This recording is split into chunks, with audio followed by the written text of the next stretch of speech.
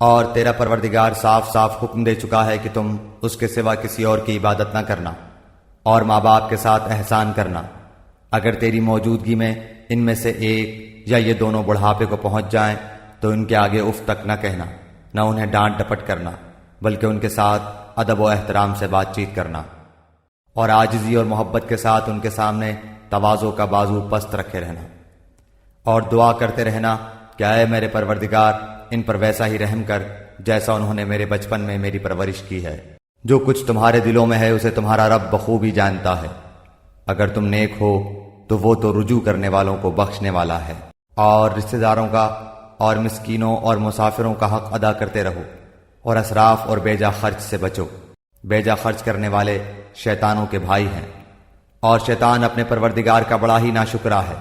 اور اگر تجھے ان سے منہ پھیر لینا پڑے اپنے رب کی اس رحمت کی جستجو میں جس کی تو امید رکھتا ہے، تو بھی تجھے چاہیے کہ عمدگی اور نرمی سے انہیں سمجھا دے۔ اور یہ کہہ دیجئے کہ تمام تعریفیں اللہ ہی کے لیے ہیں، جو نہ اولاد رکھتا ہے، نہ اپنی بادشاہت میں کسی کو شریک و ساجھی رکھتا ہے، اور نہ وہ کمزور ہے کہ اسے کسی حمایتی کی ضرورت ہو، اور تو اس کی پوری پوری بڑائی بیان کرتا رہے۔ آپ کہہ دیجئے کہ میں تو تم جیسا ہی ایک انسان ہوں۔ ہاں، میری جانب وحی کی جاتی ہے کہ سب کا معبود صرف ایک ہی معبود ہے۔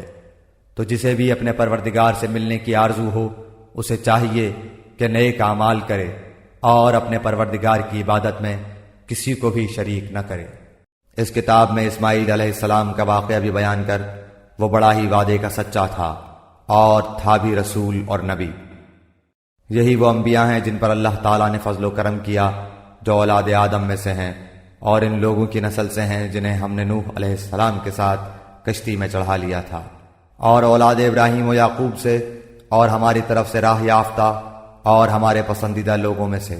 ان کے سامنے جب اللہ رحمان کی آیتوں کی تلاوت کی جاتی تھی یہ سجدہ کرتے اور روتے گڑ گڑاتے گر پڑتے تھے۔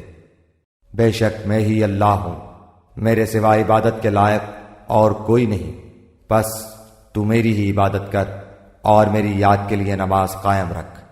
اگر تیرے رب کی بات پہلے ہی سے مقرر شدہ اور وقت معین کردہ نہ ہوتا تو اسی وقت عذاب آ چمٹتا۔ اپنے گھرانے کے لوگوں پر نماز کی تاکید رکھ اور خود بھی اس پر جمع رہ۔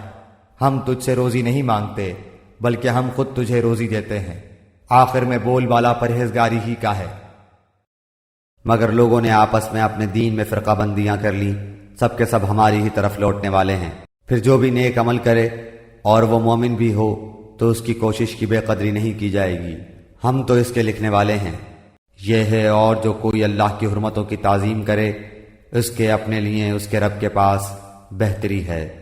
اور تمہارے لیے چوپائے جانور حلال کر دیے گئے بجز ان کے جو تمہارے سامنے بیان کیے گئے ہیں۔ بس تمہیں بتوں کی گندگی سے بچتے رہنا چاہیے اور جھوٹی بات سے بھی پرہیز کرنا چاہیے۔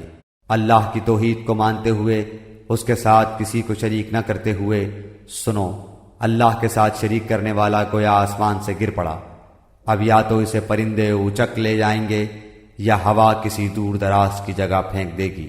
اور ہر امت کے لیے ہم نے قربانی کے طریقے مقرر فرمائے ہیں تاکہ وہ ان چوپائے جانوروں پر اللہ کا نام لیں جو اللہ نے انہیں دے رکھے ہیں۔ سمجھ لو کہ تم سب کا معبود برحق صرف ایک ہی ہے، تم اسی کے تابع فرمان ہو جاؤ۔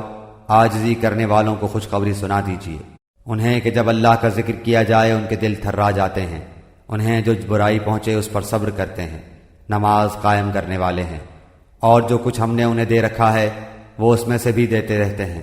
اے ایمان والو، رکوع سجدہ کرتے رہو اور اپنے پروردگار کی عبادت میں لگے رہو اور نیک کام کرتے رہو تاکہ تم کامیاب ہو جاؤ، اور اللہ کی راہ میں ویسا ہی جہاد کرو جیسا جہاد کا حق ہے۔ اسی نے تمہیں برگزیدہ بنایا ہے اور تم پر دین کے بارے میں کوئی تنگی نہیں ڈالی۔